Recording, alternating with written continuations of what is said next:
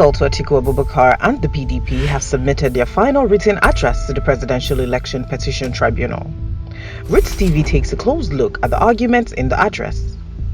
The core of Team Atiku's petition is that they are dissatisfied with the outcome of the February 23rd presidential election, which produced Muhammadu Buhari as the winner. Atiku's case is hinged on 5 key issues for determination. Issue 1. Whether Muhammadu Buhari was at the time of the election unqualified to contest the election.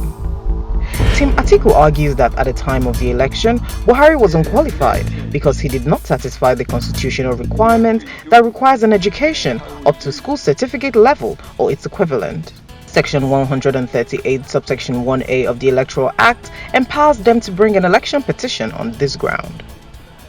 Prior to the election, Buhari claimed to possess a first school leaving certificate, a West African school certificate, and officer cadet qualifications. Team Atiku argues that Buhari failed to produce the qualifying certificate as evidence to prove his claim. Although Team Buhari claimed that his certificates are in possession of the Nigerian Army, one of Buhari's own witnesses, Paul Chabri Tafa, a retired Major General of the Nigerian Army and a former classmate of Buhari, told the court on the cross-examination by INEC that there was no such thing as the Army collecting certificates of Army officers. Team Atiku also argues that as Commander-in-Chief of the Armed Forces, Buhari should have been able to produce the certificate before the court as the Army is under his direct command. Team Buhari presented 2 statements of results to the court, purportedly from WAEC, in respect of an exam written by Buhari. In the 2015 statement of results, which bore the name Mohammed Buhari, spelt Mohamed, Buhari wrote 8 papers and failed 2. In the 2018 version of the result, the president wrote 6 subjects. The 2 subjects he failed on the first certificate were conspicuously missing. Team Atiku argues that the inconsistencies in the result should invalidate it as evidence. On the issue of first school leaving certificate, Buhari claims he attended elementary school Daura and Maidua. He also claims to have attended middle school in Katsina in 1953.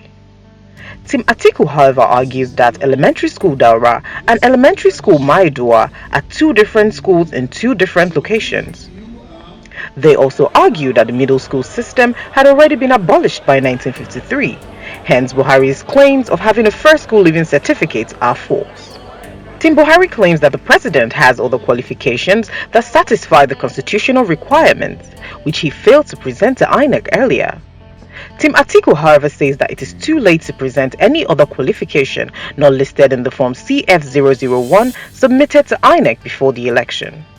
In respect of INEC's refusal to call any witness, Team Atiku argues that following the case of Akimbade vs. Babatunde, INEC's failure means that they have abandoned their earlier claims that Buhari's educational qualifications are acceptable.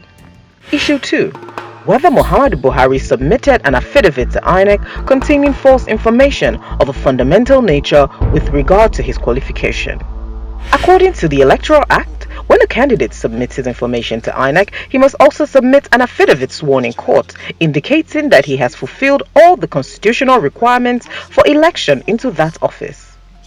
In President Buhari's affidavit, he told the court that all his certificates are in the possession of the Secretary to the Army Board. Based on evidence contradicting Buhari's claim, Team Atiku asked the court to disqualify Buhari and declare Atiku winner of the election. Issue 3. Whether from evidence presented, Buhari was duly elected by majority of lawful votes at the 2019 election.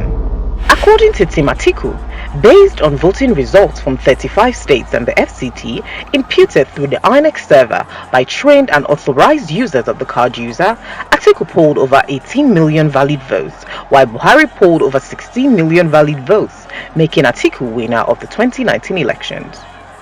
They also presented 5 witnesses who were presiding officers of INEC who told the court that they electronically transmitted election results. Another expert witness for Team Atiku also confirmed the existence of the INEC server and the authenticity of the result from it.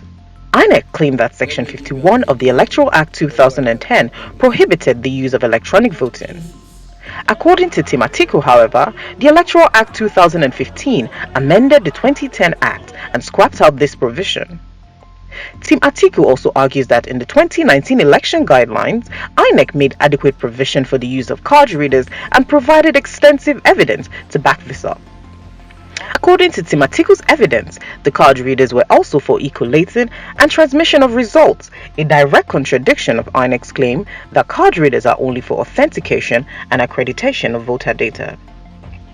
According to voting results obtained from 11 states, Team Atiku argues that INEC wrongly credited Buhari with votes which were not valid or lawful.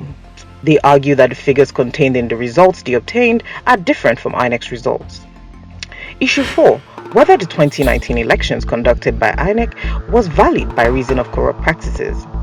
Team Atiku provided proof of compromised promotion of election materials, misuse of state resources, manipulation of security agencies, militarization of elections, and manipulation of card readers, and other infractions. On misuse of state resources, Team Atiku argues that Buhari used the government-funded scheme Trader Money to induce Nigerians to vote for him. Team Atiku claims that card readers were not used in some states, which enabled agents of INEC to illegally assign votes to Buhari. Team Atiku also argues that a contract for production of election materials was awarded by INEC to a company owned by one Mohammed Musa, a senatorial candidate of the APC.